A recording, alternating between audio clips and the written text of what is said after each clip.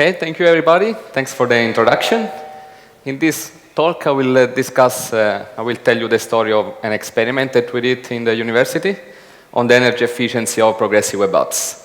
I think that during this day we heard about progressive web apps in some talks, so I will give you also a little bit of background about that. And we'll continue with the talk. Okay, just a little bit of information about how I came here to talk with you. I started developing mobile applications with iOS in 2009 during my PhD studies. Then, since I'm a curious person, I took also other projects in the about mobile applications. So I was working also on Android development. But what happened then is that I got asked by the university to teach a course on mobile applications development. So at this point, I had the doubt about whether to go with iOS or whether to go with Android. Basically asking students to buy a Mac laptop or not. At the end of the day, I decided to go with the cross-platform development. So basically, I was using Apache Cordova. And I taught to those students how to use web technologies, so basically JavaScript, blah, blah, blah, all the things that we already know, for developing mobile applications using hybrid development frameworks. After a couple of years that I was giving this course, I understood that there was some room for doing some experiments on how real developers are actually doing mobile applications development, and this is what I was starting doing at that time.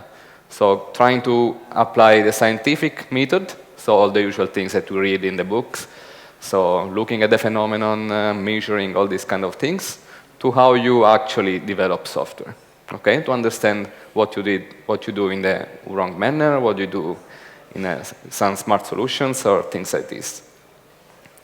After another couple of years, I came here in 2016 to work in Amsterdam, where basically I'm working at the Green Lab, which is basically two things.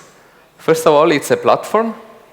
So here we are mainly focusing on, we have an infrastructure for measuring mobile applications. So we have a test farm of five devices. And we have a cluster, VMware cluster, on which we are running the servers. So basically what we do is we take two or more slightly different versions of the same mobile application. Then we run it several times, like 1,000 times or things like this, while measuring energy and the performance on the device. And then we do the statistical analysis on the data that we get so far.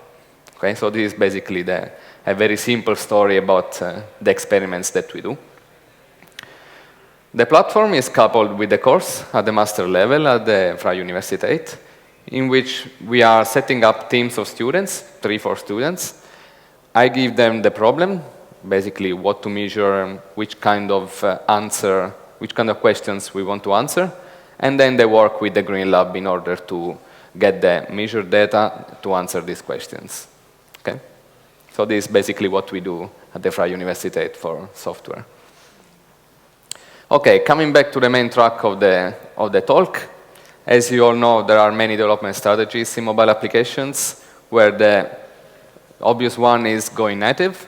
Of course, it has many drawbacks and benefits. We have very high performances. We can reuse the visibility of the Apple Store or Google Play Store, whatever.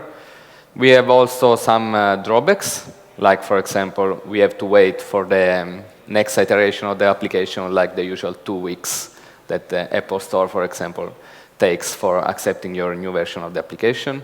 And the contents are not indexed. Also, what we have here is the famous fragmentation problem. That is, if I want to develop a mobile application for one platform, for example, iOS, I download Xcode, I use Objective-C or blah, blah, blah, and I develop it. But if I want to focus also on other platforms, I had to develop the same thing many times. Like I had to go with Java and Eclipse or Android Studio for Android or other tools for other platforms. Of course, this is not really an ideal solution or an ideal situation. I had to do many things many times the same thing. This is something we don't like. So the natural solution for this is I go fully web, So I just say I will host my web app and serve it via the web. So people go install their browsers, they use their browsers on the mobile device, they type the URL to where the web app is, and then they access the web app. Of course, there are pros and cons also here, where the most recurrent, let's say, cons are that we don't work offline like this unless we do something. So this is already bringing us towards progressive things. And we cannot really do background activities, like I cannot really do those things that are called geofencing or receiving push notifications or things like this. I mean, at the moment. So, of course, in the future, this will be solved by the browser itself. But at the moment, we cannot really push forward to this. And what we can do in the meanwhile is, since I already knew how to develop hybrid mobile applications, of course, we can use them.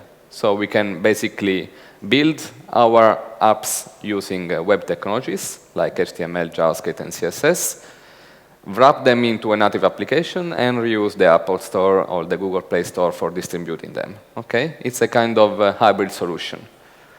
This is actually inheriting also some problems coming from the native mobile applications development. Like, I still have to wait the 2 weeks for the new update on my application. And they pushed saying that it's fully cross-platform, one code base, but actually sometimes you find yourself adapting your code base to the different platforms. Okay, coming to progressive web apps, called PWAs. Basically, the idea is to try to get the best of all these 3 words. So the idea is that we start as a website, like a normal web app that we distribute using the server. But then at some point, is the app itself that asks to be installed on the mobile device. Okay, it is becoming a real native application. When it's becoming a native application, basically it is able to receive push notifications, to do background tasks, all these nice features. Okay, just to be sure that we are aligned about what we mean by progressive web app.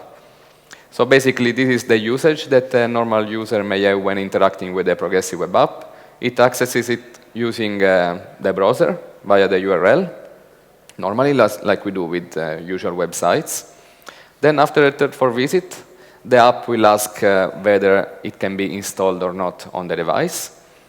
If you accept this, the app is becoming the web app is becoming a kind of native application. Okay, so it is living in the home screen of the device. It can receive push notifications, all these kind of things. Okay, you will see it also in the list of running applications in background of the mobile device. So just to give an idea.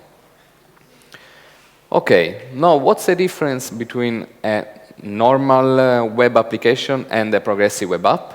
There are basically 3 things that makes it different. Not really different, but these are 3 conditions that must be fulfilled to be a progressive web app. You have to be served using HTTPS. This is basically because progressive web apps can access a lot of information about the user, so contacts or do background things, so of course it has to be secure. So HTTPS. It has to come with a web manifest, which is a W3C API for declaring specific aspects of the web app, like the name, the icon, or whatever, any other, let's say, metadata about the web app. It is very similar to an Android manifest, kind of it. And it must come with service workers. What are service workers? You can see them, just to make it very easy, as a piece of JavaScript code running aside your main web app. They run it concurrently, so they have their own thread, and so basically they don't interrupt with the main thread of the UI of the browser. And when the web app is running, in the meanwhile, they are managing the push notifications, background tasks, all these kind of things. A very important feature about service workers is that they provide a standard API for managing the cache of static assets or just the data that you can use in your web app. And this is opening for the so-called offline experience. I'm quite sure that many of you already heard this term, but just to be sure that we are aligned about it. So here we have the web app on one side, the normal web app that we develop using HTML5, JavaScript, and so on. We have this service worker, which is still JavaScript, running still on the client side, but doing something. And we may have the backend with the data or whatever we may need for accessing data of the users or whatever. So for example, when we are talking about the offline experience, we can do this kind of reasoning. So every time the web app is making some network request to the backend, a service worker is able to intercept this request. And then in JavaScript, in the service worker, you can really implement your own logic for the caching, okay? So you can have your own caching strategy for each application. For example, in this case, we can say, okay, if the mobile device is online, because I can check it from JavaScript very easily, then I'll forward the request to the backend, okay? Then the backend gives the response, and we manage the data in the main web app. If the device is offline, I can do my own things, for example, checking whether the contents were previously cached or not. And then we can directly forward the response to the main web app, okay? Okay, whatever I said in this slide is implemented in these 5 lines of code. Don't know if you can read all of them, but this is not really the main point of the talk. So here, basically, I'm just listening to the fetch event. That is an event saying whatever web request is coming out from the web application. So whatever, basically, Ajax request has been produced by the web app. Then in the second and third and fourth lines of code, I'm basically saying I respond with some cached content if there is a match in the cache with the previously data, or I just forward the request to the network. Okay? Very plainly. Okay, looks everything perfect. So we have these service workers now that are helping us in doing many things. Basically helping us in terms of performance because we are cutting out all the networking requests if needed. We can receive push notifications. We can do many other things. However, as always, there is an however side of the discourse. If you remember the title of the talk, we are basically, I mean, the conjecture here is that service workers are an additional piece of software running in the client, okay? So we may have some impact in terms of energy consumption. So maybe we say, okay, we cache everything, we do a lot of very nice things, but maybe we are draining the battery of our users, okay? And this is the conjecture that triggered the experiment that we performed at the Vrije Universiteit. Okay, here, as any of you, I think, attended university or school, we are doing a scientific experiment. So the first thing to look at is the subjects of the experiment, so what we are going to measure. In this case, we selected 7 progressive web apps taken from the famous PWA rocks repository. And we select them in order to discard the demonstrations, demos, or toy examples. And we basically went randomly until we took 7 progressive web apps. Okay, these are the web apps that we selected.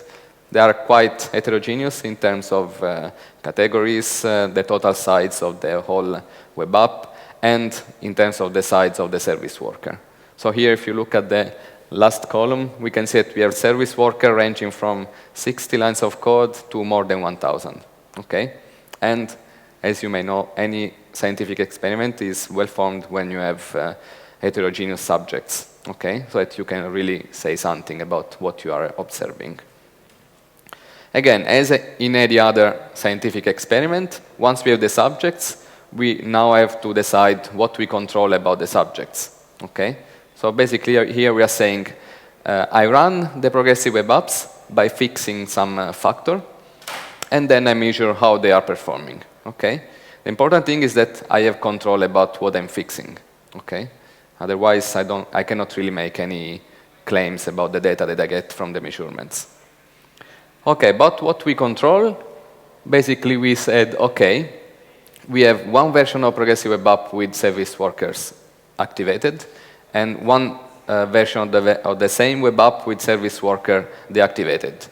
By deactivating here, without going very much into the details, we basically dynamically injected a line of JavaScript code in the web app in which we are putting to null the reference to the service worker.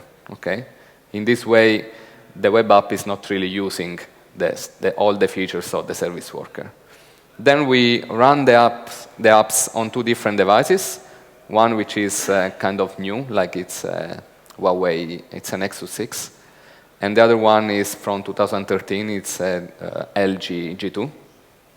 So we can really measure also if, in the meanwhile, the hardware manufacturers actually went ahead with this, with managing the energy efficiency.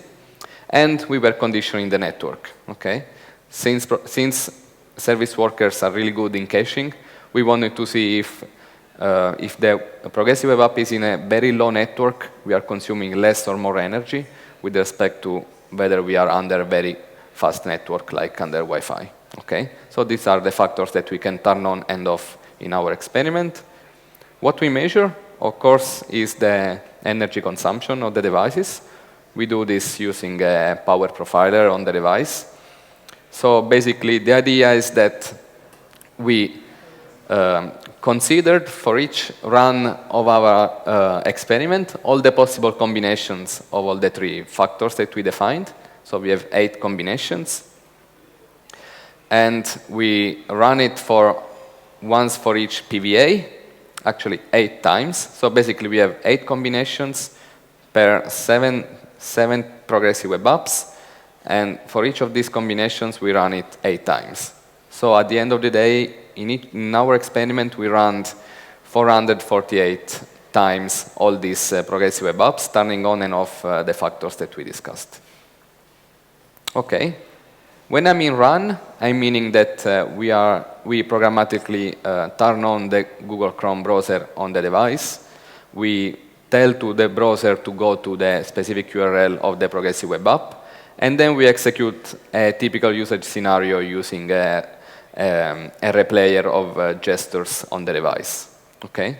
So basically, for each progressive web app, we defined what is the typical usage scenario. For example, in a news application, I just go there, I scroll a little bit, I go into the details of a news, on a specific news, I come back, I go into another new, and things like this. These have been defined programmatically so that we can automatically do this on the devices for 448 times. Okay, I have some more information about the infrastructure, but here the overall idea is this. We have the server side running on a laptop, in which basically we have installed the feeder proxy, which is basically a network proxy which is able to simulate different network conditions. So this is good for our experiment. And we have a big shell script called orchestration script that is programmatically doing what I said before. So opening the browser, performing the gestures, going to specific URLs, recording the power measurements, all these kind of things automatically. Okay, so I don't think we need to go into the details of all of this. Okay, so at the end of each run, basically, we collected all the measurements that we took. If I remember well, it was every 20 milliseconds. We were measuring the energy consumption of the battery. And we got, at the end of the day, a big CSV file with all the power measurements that we collected. And then we look at the results. Okay, I think we can make a kind of game, if you like. So I can show you these plots, and maybe we can look together at the plots and see what we see. Okay? So this is the energy consumption on the low-end device versus the high-end device. I think you can read box plots. So the idea here is that in the central line, we have the median. It's a kind of average. And then we have the quartiles ranging from the first to the third, which are inside the box. But here the idea is just to look at the levels of the black line. What can we say from this?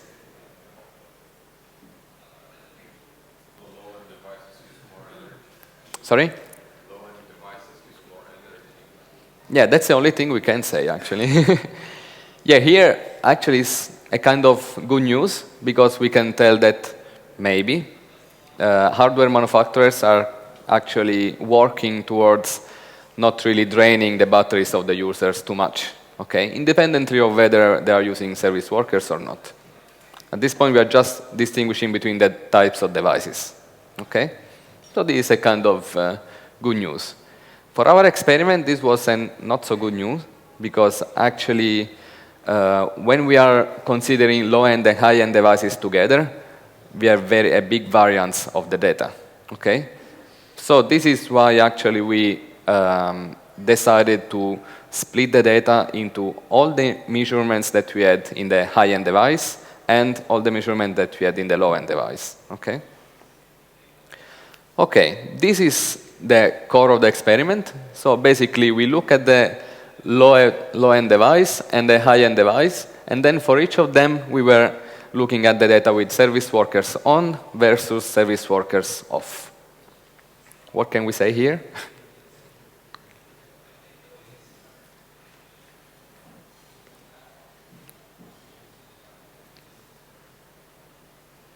Any idea? Yeah?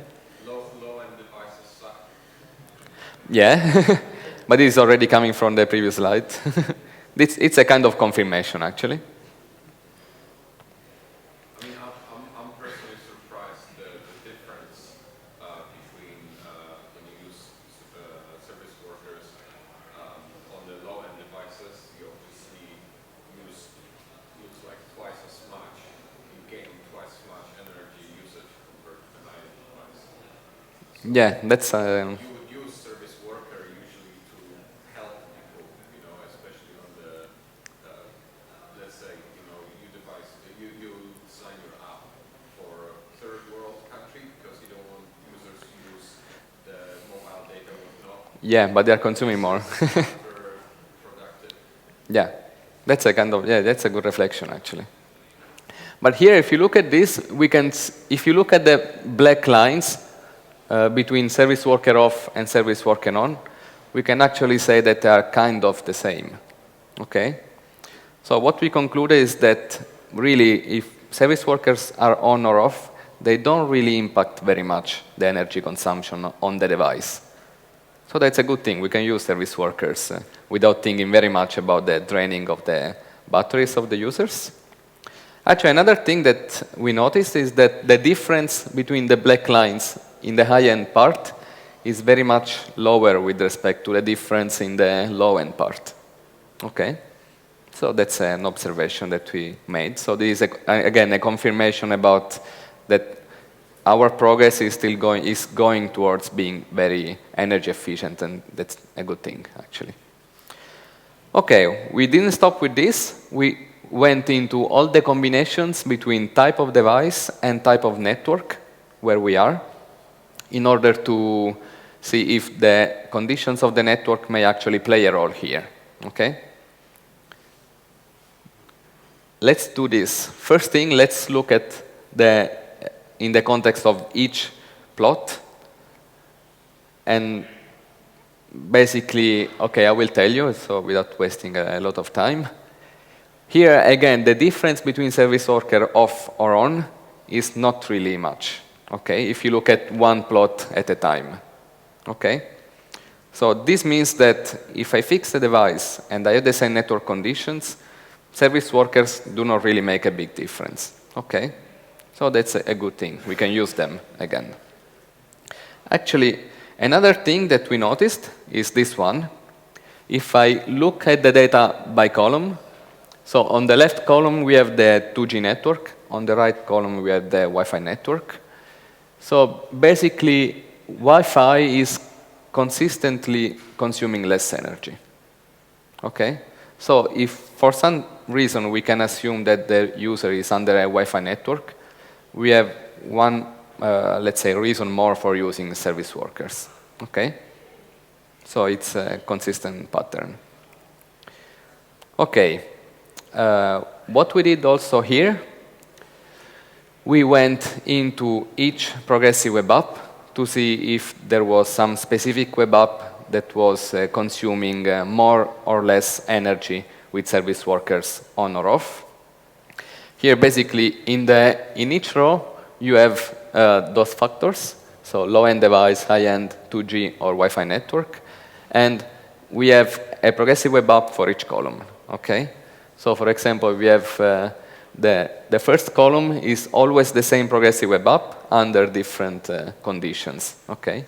On the low-end, high-end, and so on. What we noticed here is that if we fix the row, so we are, for example, always on the low-end device, progressive web apps sometimes consume more with service worker on, sometimes they consume less. So we really couldn't trace any conclusion from this. The same thing actually happened also when we consider the same progressive web app. That is, the same progressive web app, sometimes service workers consume more, sometimes they consume less, depending on the conditions. Okay?